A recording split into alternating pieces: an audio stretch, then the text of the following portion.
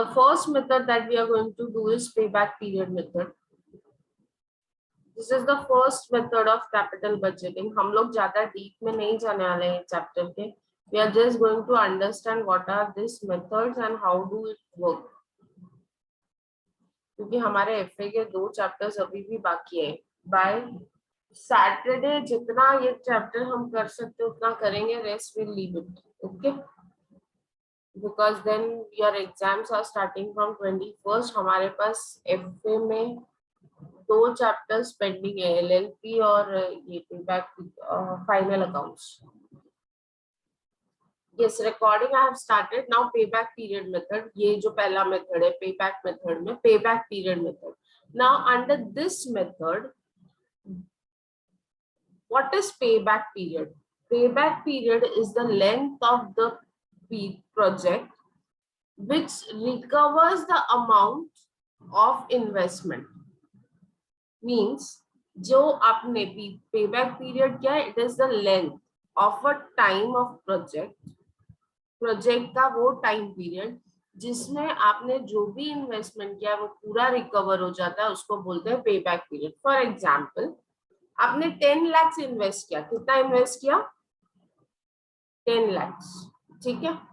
You have invested 10 lakhs in a project. और एक दूसरा प्रोजेक्ट, 2 प्रोजेक्ट्स है, एक दोनों में 10 lakhs आपका इन्वेस्टमेंट है. आप इवैल्यूएट कर रहे हो, still you have not invested. आपको इन्वेस्ट करना है 10 lakh. This is project A and this is project B. ये प्रोजेक्ट में आपको एनुअल इनफ्लो, कैश इनफ्लो जो है वो 5 lakhs होता है. कितना होता है? प्रोजेक्ट ए में your annual inflow is 5 lakhs. Project B में your annual inflow is 2.5 lakhs. अब मुझे ये देखना है कि कितने ईयर में मेरा 10 lakhs रिकवर हो जाता है. अभी प्रोजेक्ट ए में फर्स्ट ईयर में मेरे को 5 लाख मिला, सेकेंड ईयर में भी मुझे 5 लाख मिलेगा.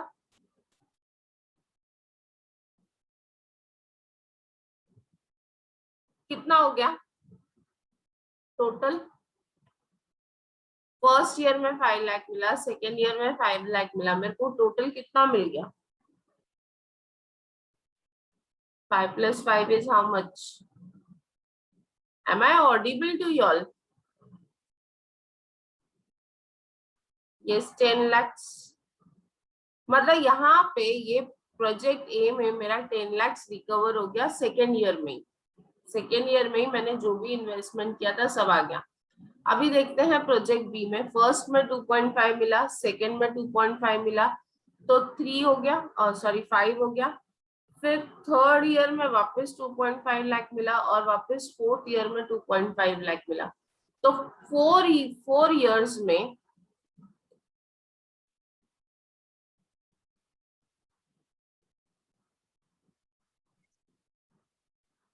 फोर्थ ईयर तक मुझे अगर 2.5 मिलेगा तो मेरा 10 lakhs रिकवर हो जाएगा. I get my 10 lakhs back. Yes, जो मैंने इन्वेस्टमेंट किया. अब मैं आपको पूछूं कि कौन सा मेरे लिए प्रोजेक्ट बेटर है, ए या बी? ए मुझे 2 साल में पैसा वापस दे रहा है. जो भी मेरा इन्वेस्टमेंट है वो मुझे 2 साल में मिल रहा है. Whereas project B is taking 4 years to return me back my investment. Which project do you think is more valid, more viable under payback period method? Rahul says A, Deepan A, Vishali A. Very good. बाकी लोगों को समझ में नहीं आ रहा है क्या? देखो, एवरी बिजनेसमैन जो नया बिजनेस चालू करता है, नया इन्वेस्टमेंट करता है, वो हमेशा ये देखता है कि उसका जो इन्वेस्टमेंट है वो कितनी जल्दी रिकवर हो जाएगा. वो उसी प्रोजेक्ट में पैसा लगाएगा जिस प्रोजेक्ट का पैसा जल्दी रिकवर हो रहा है. He will invest only in the project where he is able to recover the money fast. Are you getting it? Is it clear? So कौन सा प्रोजेक्ट बेटर है? ए और बी में से which project is better? A is better because A में मेरा 2 years में ही मेरा 10 lakhs रिकवर हो गया, उसके बाद अगर प्रोजेक्ट पे ज्यादा प्रॉफिट नहीं भी होता है तो भी मुझे चलेगा। ये केस था जहां पे इनफ्लो जो था वो सेम था, annual inflow was same every year, annual inflow was same every year. हर साल आपको सेम इनफ्लो हो रहा है, हर साल आपका सेम प्रॉफिट है। So this is one type of problem जहां पे आपका एनुअल इनफ्लो सेम है। अगर एनुअल इनफ्लो सेम होएगा तो पेबैक पीरियड का फॉर्मूला है, payback period is equal to annual outlay, initial outlay, initial outlay बोलो, इन्वेस्टमेंट बोलो, outlay oblique investment oblique outflow, मतलब जो भी आपने इन्वेस्ट किया, divided by annual cash inflow. Divide किससे करना है उसको, एनुअल कैश इनफ्लो से। अब यहाँ पे हमारा अजम्पशन क्या है कि हर साल मेरा कैश इनफ्लो कांस्टेंट है, सेम है, ठीक है। अभी मैं एक एग्जांपल आपको देती हूँ, आपको मुझे पेबैक पीरियड कैलकुलेट करके देना है। There is a project A and there is a project B. A में मेरा इन्वेस्टमेंट है 15 lakhs, बी में मेरा इन्वेस्टमेंट है 20 lakhs। My annual inflow is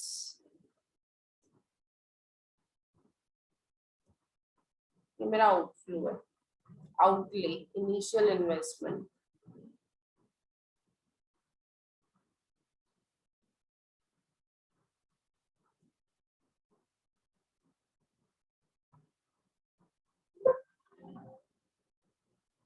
मेरा एनुअल इनफ्लो है यहाँ पे 5 लाख, और यहाँ पे मेरा एनुअल इनफ्लो है 5,50,000। अब मुझे आप मुझे ये बताओ, यूजिंग पे बैक पीरियड मेथड कौन सा बेटर है, विच वन इज बेटर। मुझे उसके लिए पहले पे बैक पीरियड निकालना पड़ेगा। क्या निकालना पड़ेगा, पे बैक पीरियड। यस, पे बैक पीरियड निकालो, किसका कितना आता है। What is the formula for पे बैक पीरियड, पे बैक पीरियड का फॉर्मूला क्या है, what is the formula for पे बैक पीरियड। पे बैक पीरियड का फॉर्मूला क्या है, इनिशियल इन्वेस्टमेंट या outflow divided by annual cash inflow. ये आउटले है, ये इनफ्लो है, आउटले को इनफ्लो से डिवाइड करो, यू विल गेट योर पे बैक पीरियड। तो जल्दी कैलकुलेट करके बताओ मुझे पे बैक पीरियड कितना आ रहा है, प्रोजेक्ट ए का पे बैक पीरियड कितना है।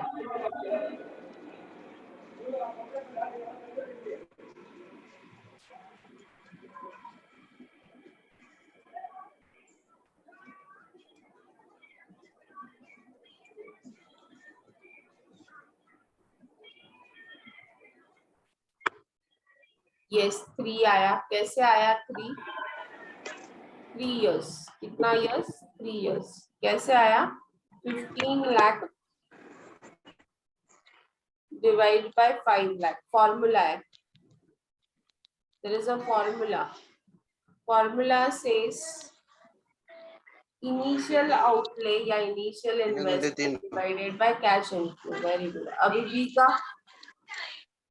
Formula is initial investment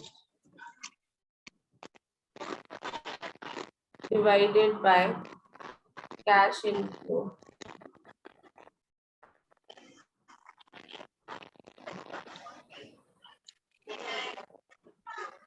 Yes, 3.63 years. Okay. कैसे आया 3.63 years, 20 lakhs divide by 5,50,000, correct, right है क्या, yes no, yes. So now which one is better, आपका पे बैक पीरियड आपने निकाला। Now which investment is better? A is better. क्यों A is better? क्योंकि ए का पे बैक पीरियड कम है। ए मेरा पैसा जितना भी इन्वेस्टमेंट हुआ है वो मुझे जल्दी दे रहा है। B is taking time. B में मुझे ज्यादा टाइम लग रहा है पैसा वापस मिलने के लिए। बट ए का अगर ए का इन्वेस्टमेंट भी कम है, ए 15 लाख है, बी 20 लाख है। अगर ए 20 लाख होता, suppose if A would have been 20 लाख, तो क्या चेंज होता आपके आंसर में? ए अगर 20 लाख होता तो क्या चेंज होता? ईयर। कितना ईयर? अब कितना ईयर होता?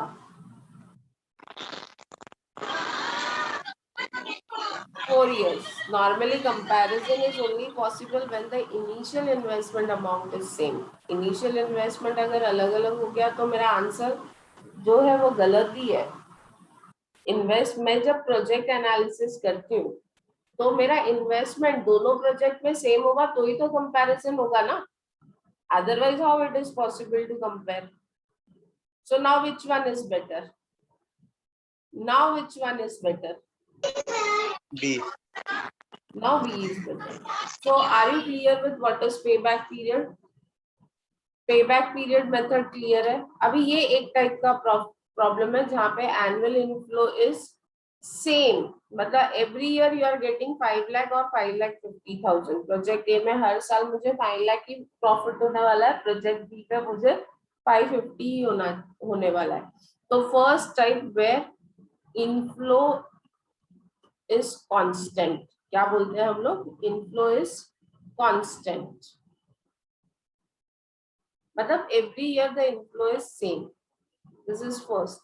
Now second type of payback period is, I hope so ये सब आप लोग लिख भी रहे हो, खाली सुन नहीं रहे हो, हाँ? क्योंकि I am not going to have much problems on it. Payback period method where inflow is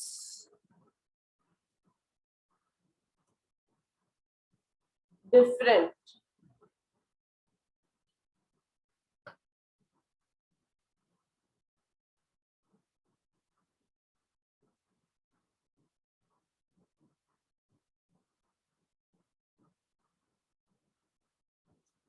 Is not uniform, same नहीं है। मतलब क्या होगा? Let us take our first example. आपका 0 ईयर में investment is always in a 0 year. याद है ना आपको, मैंने बताया था 10 लाख, कल ही बताया था, बहुत दिन पहले नहीं बताया था। अब आपका inflow, cash inflow first year में 2 लाख है, सेकेंड ईयर में 3 लाख है, थर्ड ईयर में 4 लाख है,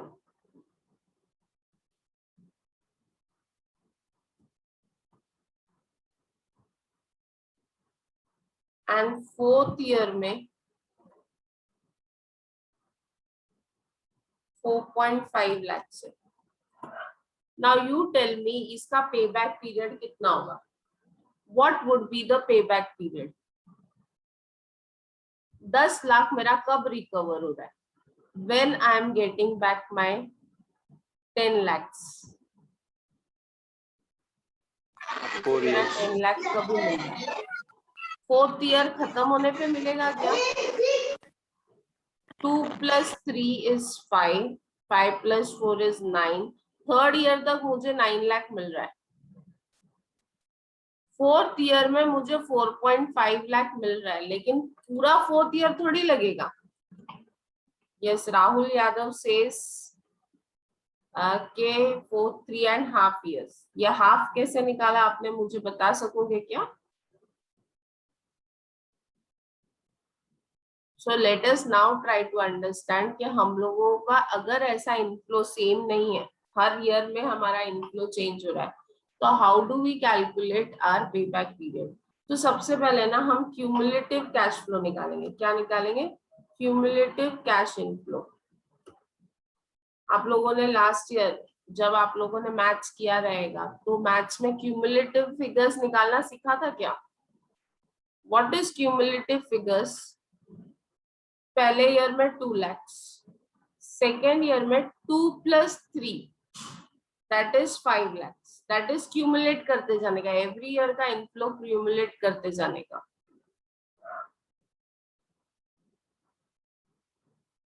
थर्ड ईयर में 9 लाख एंड ये 9 लाख है और 9 + 4.5 इज 13.5 लाख। अब यहाँ पे फोर्थ ईयर में you are crossing your investment. Fourth year में आप क्या कर रहे हो? अपना इन्वेस्टमेंट क्रॉस कर रहे हो, 10 लाख के ऊपर जा रहा है। फोर्थ ईयर में आपका इन्वेस्टमेंट जो है वो 10 लाख के ऊपर जा रहा है। थर्ड ईयर तक 9 लाख है, मींस थर्ड ईयर और फोर्थ ईयर के बीच में, फोर्थ ईयर खत्म होने से पहले आपका 10 लाख रिकवर हो गया है।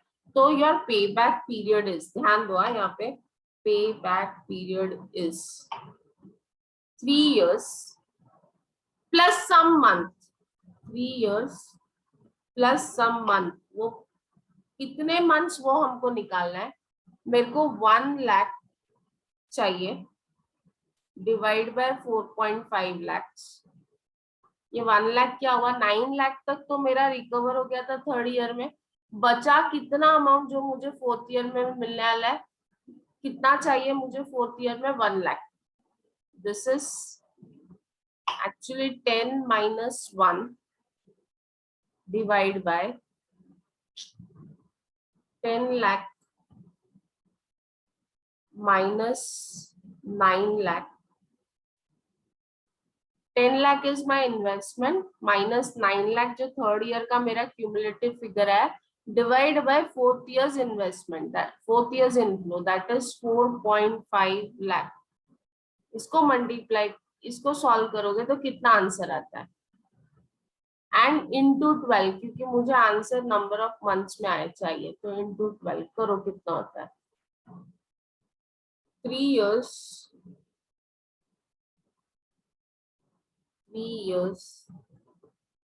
10 - 9 is 1 lakh divided by 4.5 lakh into 12,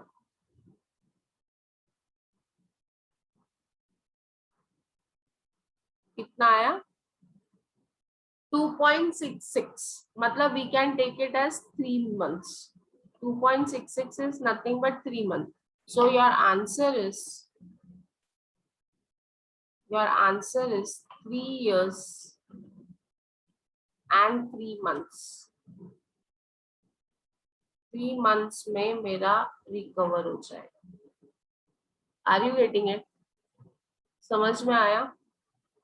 Payback period when cash inflows are not uniform. Inflow is not uniform. नहीं समझ में आया प्रणव? ठीक है, एक मिनट।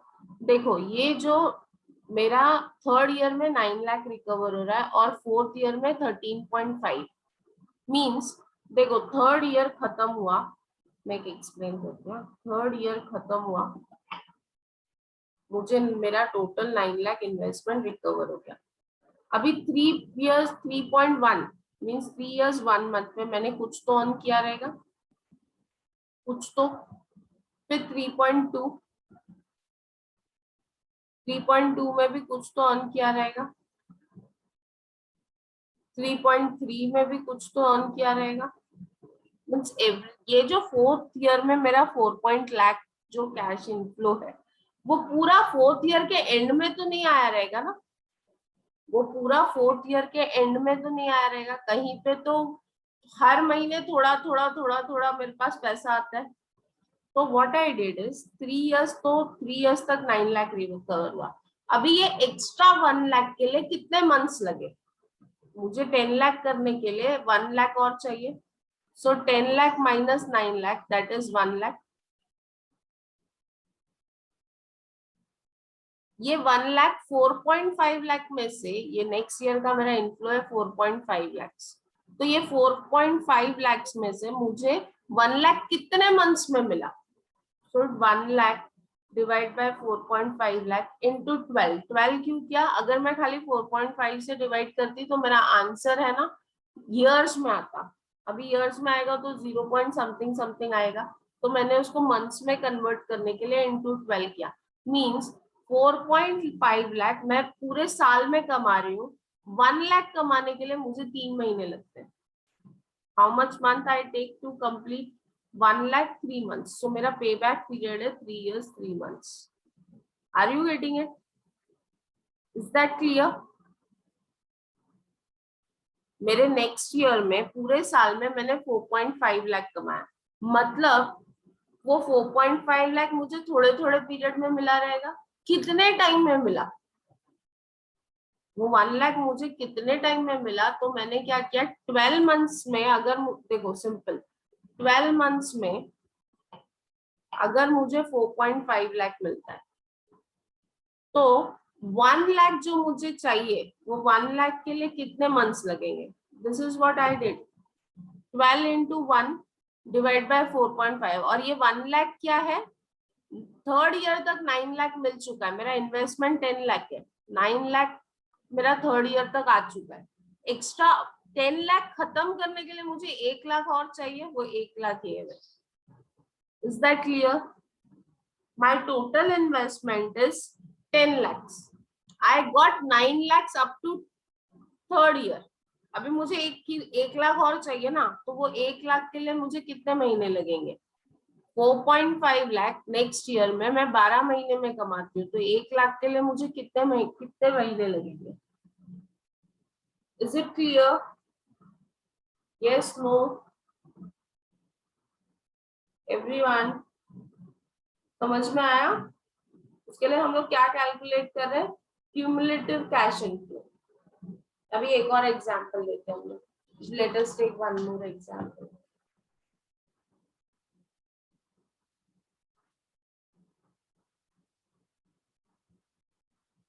एक प्रॉब्लम है जहां पे इन्वेस्टमेंट इज 15,000 रुपीज, ठीक है, and cash inflow is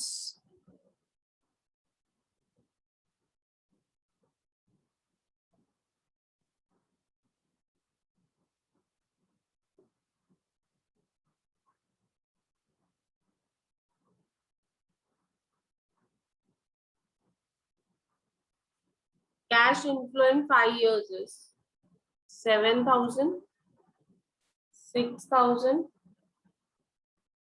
3,000, 2,000 and 1,000, ठीक है। This is my cash inflow. ये इन्वेस्टमेंट है, this is in 0 year.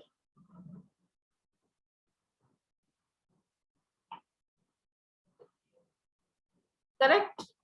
Now what I'll calculate here is I'll calculate cumulative cash inflow.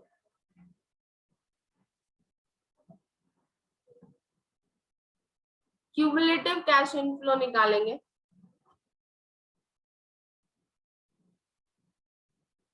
CIF is cash inflow 7,000, 7 plus 6 कितना होगा? 7 plus 6 कितना होगा? 13,000. 13 plus 3 is 16,000. अभी यहाँ पे मेरा इन्वेस्टमेंट रिकवर हो गया, 15,000 का मेरा इन्वेस्टमेंट है, ये 16,000 है, which is more than 15,000।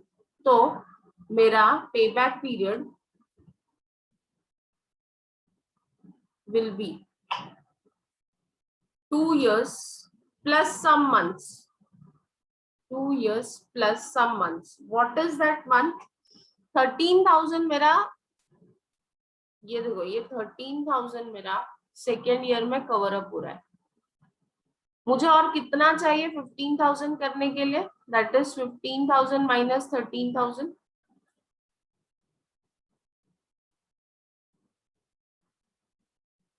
Divide by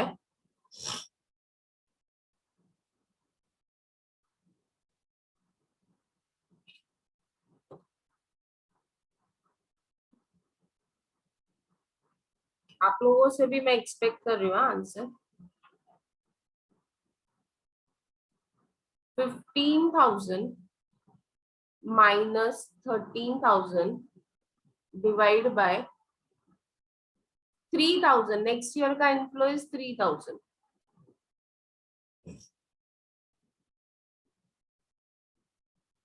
और उसको मल्टीप्लाई करना है इंटू 12। चल, 2 डिवाइड बाय 3 इंटू 12 कितना मंथ्स आता है? 2 years and how many months? 15,000 is my initial outlay minus 13,000 divide by 3,000 into 12। Into 12 क्यों किया? क्योंकि मुझे आंसर मंथ्स में चाहिए। अगर आपको आंसर मंथ में नहीं चाहिए तो you need not multiply by 12। Yes Nandini, very good, 8 marks. Dipen, very good. So कितना आंसर आया हमारा? 8 months.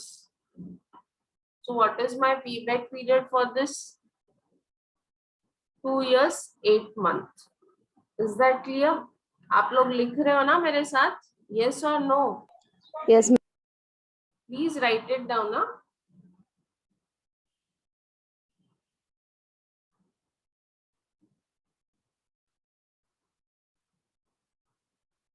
एक प्रॉब्लम दे रही हूँ आप लोगों को। Initial investment is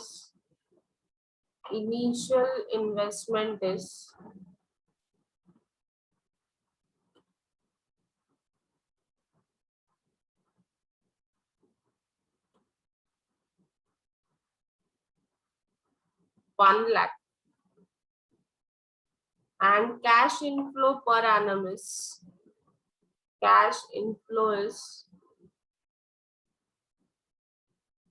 20,000 rupees per annum. Cash inflow is rupees 20,000 per annum.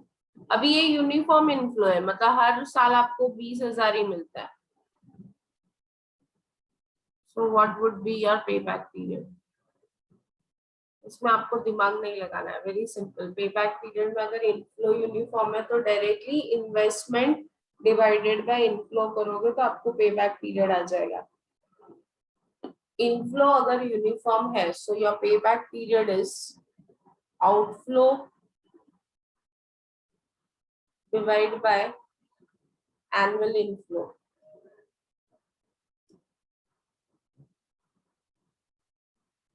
Outflow divide by annual inflow. Calculate करो और आंसर बताओ कितना आता है।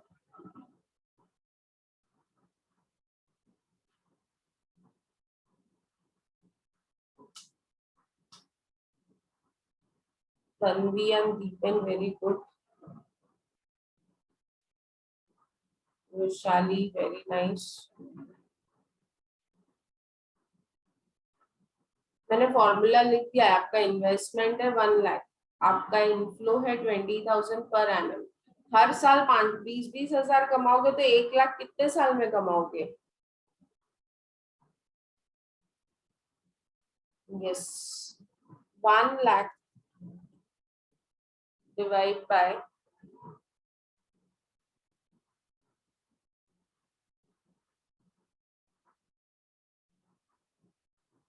1 लाख डिवाइडेड बाय 20,000 कितना आंसर आता है? Answer is 5 years. Correct. So payback period of this investment is how much? 5 years. ऐसे छोटे छोटे प्रॉब्लम आपके पेपर में आएंगे। Will you be able to do it? Yes, no. चलो, ये प्रॉब्लम है जहाँ पे यूनिफॉर्म कैश फ्लो नहीं है। There are 2 project, 2 machine, यहाँ पे लिखते हैं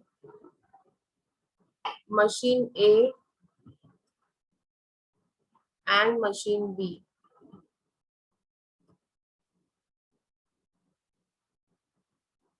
Your investment is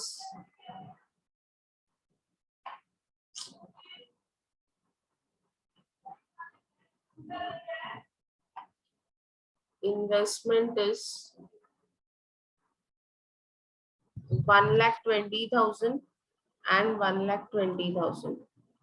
Now cash inflow 1, 2, 3, 4 and 5 is 50,000 and 20,000. 40,000 and 30,000. 30,000 and 50,000. 20,000 and 40,000. And 20,000 and 40,000.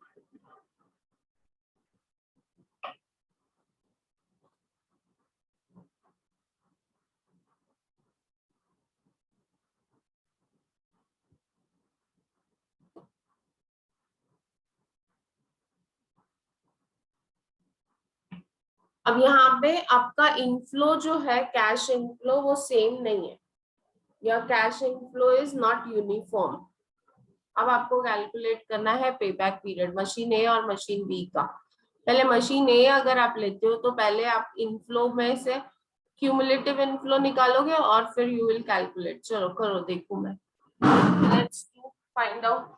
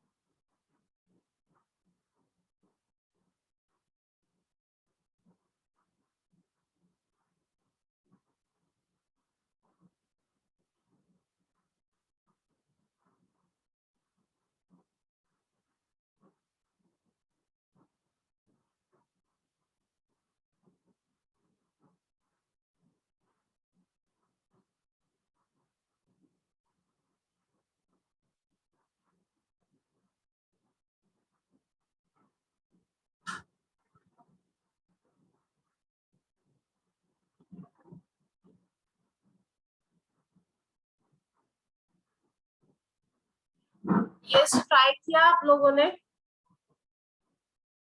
चलो लेट अस सी। मैं मशीन ए ले रही हूँ,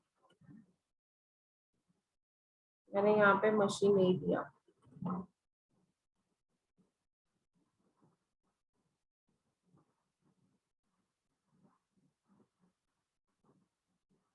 अभी I am trying to calculate cumulative inflow.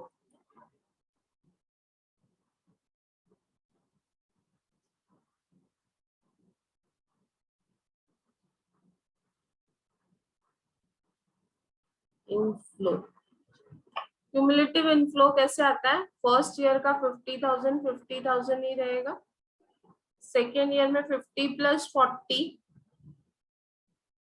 50 and 40 is 90,000, 90,000 and 30,000 is 1,20,000, 120 plus 20 is 1,40,000। अभी यहाँ पे 1,20,000 अगर आप देखो तो मेरा थर्ड ईयर में पूरा 120 रिकवर हो रहा है नहीं हो रहा है? My third year is giving me 1,20,000 full. Yes, so मेरा payback period for machine A is, I need not go also beyond.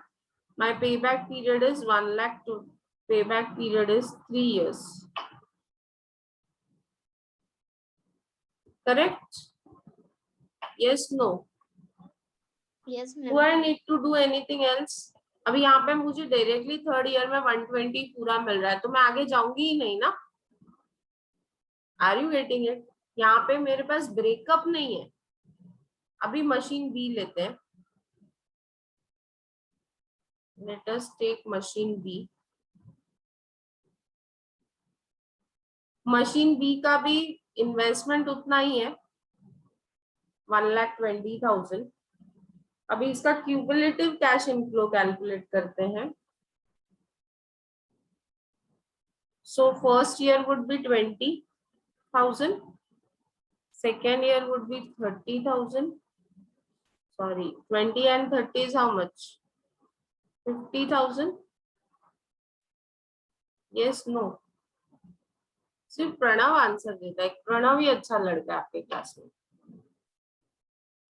Third year it would be 1 lakh, fourth year it would be 1,40,000। Correct?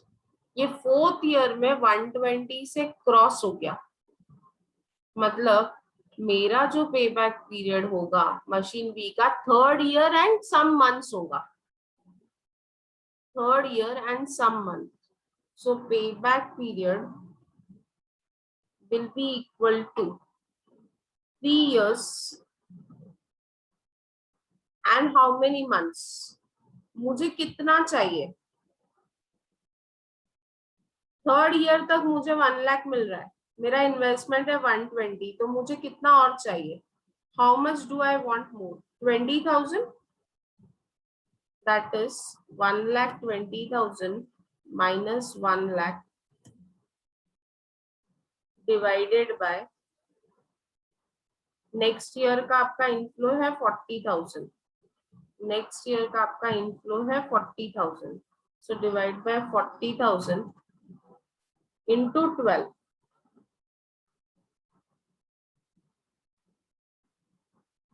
तो answer कितना आएगा?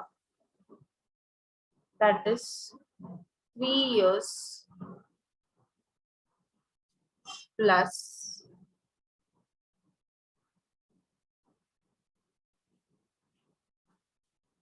20/40 into 12, 6 months। Nandini आपका answer wrong है। 3.6, okay okay, I got it. Yes, answer आएगा 3 years 6 months। आप ऐसे 3.6 नहीं लिख सकते, आपको फिर ऐसे ही लिखना पड़ेगा 3 years 6 months। Are you getting it? Okay, ma'am. अगर आपको पॉइंट में लिखना है तो इंटू 12 नहीं करना है, तो 0.5 आएगा, तो 3.5 लिखोगे। सी इसको करने का दूसरा तरीका क्या है, 3 प्लस 20 डिवाइड बाय 40, अभी 20 डिवाइड बाय 40 करोगे तो 0.5 आएगा, तो 3 plus 0.5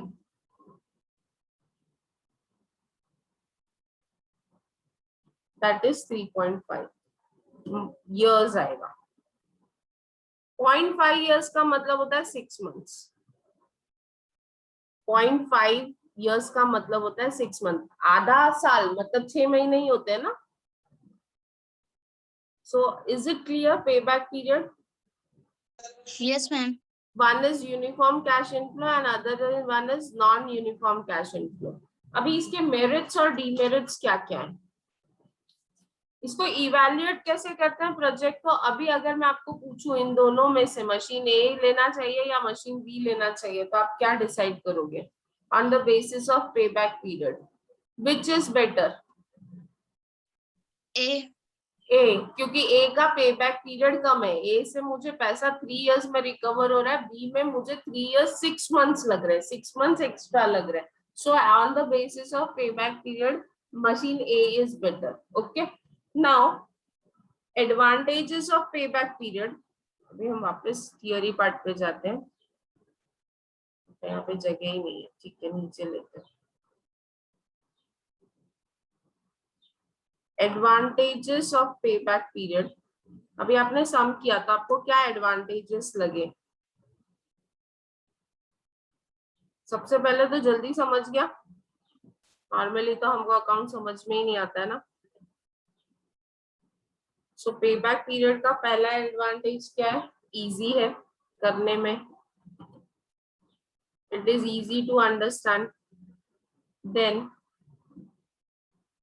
it avoids risk, risk खत्म हो जाता है। एक बार आपका इन्वेस्टमेंट निकल आया तो आगे बिजनेस में कितना भी रिस्क हो सब चलेगा, क्योंकि आपने जो इन्वेस्ट किया था वो सारा पैसा आपको मिल चुका है। So it avoids risk, ensures liquidity, आप उसी प्रोजेक्ट में इन्वेस्ट करोगे जहां पे आपको कैश मिल रहा है, जहां पे इनफ्लो अच्छा है, where you are getting good inflow you'll invest there only, ensures liquidity, decision लेने में फटाफट है, एक बार पेबैक पीरियड निकल गया तो डिसीजन ले लिया, so decision is quick, you can take quick decisions, and then it is cheaper method, इसमें कुछ आपको किसी को पैसा नहीं देना है इवैल्यूएशन के लिए, कोई एक्सपर्ट अपॉइंट नहीं करना है, कुछ नहीं करना, आप खुद भी कर सकते हो ये evaluation. So this are the advantages of payback period. Now what are the disadvantages of payback period? अभी आप लोगों ने देखा, एक बार हमारा पेबैक पीरियड हमने देख लिया इतना है, हमने उसके आगे के कैश फ्लोज को कंसीडर ही नहीं किया, we did not consider the cash flow after that. 3 साल के बाद यहाँ पे कितना कैश आ रहा है, 3 साल के बाद यहाँ पे 40,000 कैश आ रहा है, जबकि यहाँ पे 3.6 के बाद यहाँ पे 60,000 कैश आ रहा है। अगर आप टोटल इनफ्लो देखो इसका, मशीन ए का 50, 40, 90, ये 4-5 साल का इनफ्लो का अगर मैं टोटल करूं तो इट इज 1,60,000, इसका टोटल आता है 1,60,000। मशीन ए में मुझे टोटल पैसा कितना मिल रहा है 160, वेरास मशीन बी में मेरे पास टोटल पैसा आ रहा है 1,80,000, मतलब मशीन बी मुझे ज्यादा कमा के देने वाली है during its life time, yes or no? But on the basis of payback period मैंने आगे का कुछ कंसीडर ही नहीं किया ना। Machine A is going to give me less earning, whereas machine B is going to give me more earnings through its life. So what I did is I did not consider, मैंने क्या किया, आगे का कुछ consider ही नहीं किया, ignores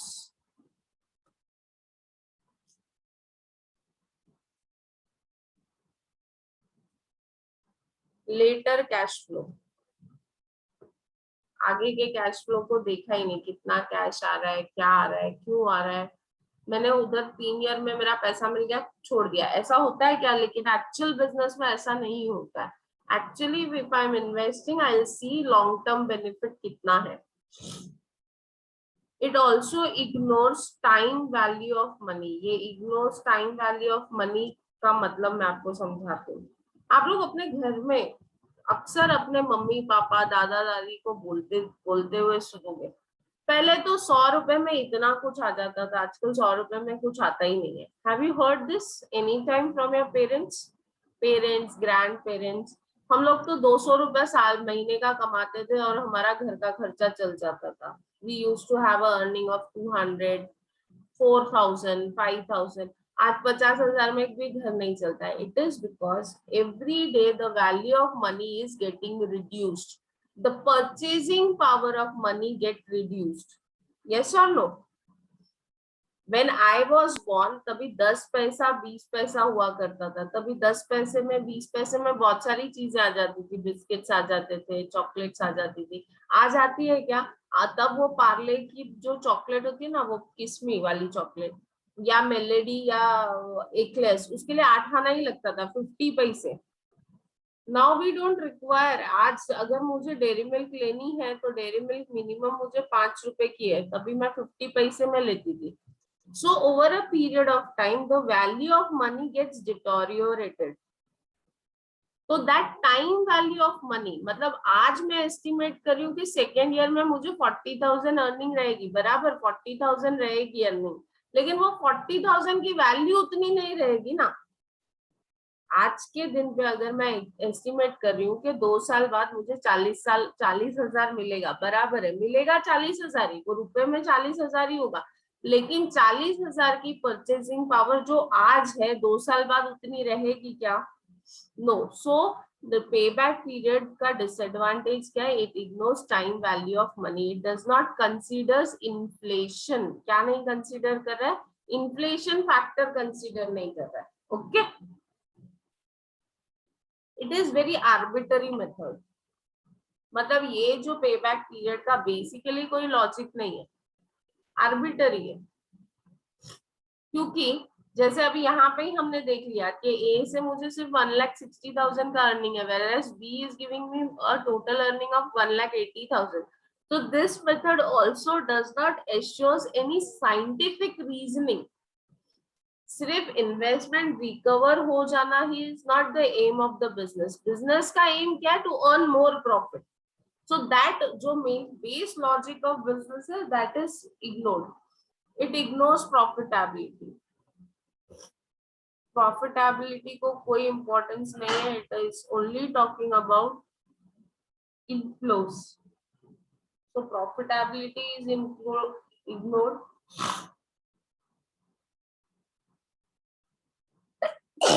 Sorry, it is not suitable or it is unsuitable where the investment is large and complicated. Large investments and complicated investments में ये नहीं चलेगा। ये simple small investments के लिए ये methods ठीक है, लेकिन जहाँ पे मेरा investment बहुत ज्यादा होगा, बहुत बड़ा होगा, तो वहां पे इसका कोई यूज ही नहीं। Is it clear? Are you okay? Payback period clear हुआ everyone? कल मैं पहले पूछूंगी फिर ही आगे जाऊंगी। I want to complete this topic by Saturday. Okay, anyone any doubt?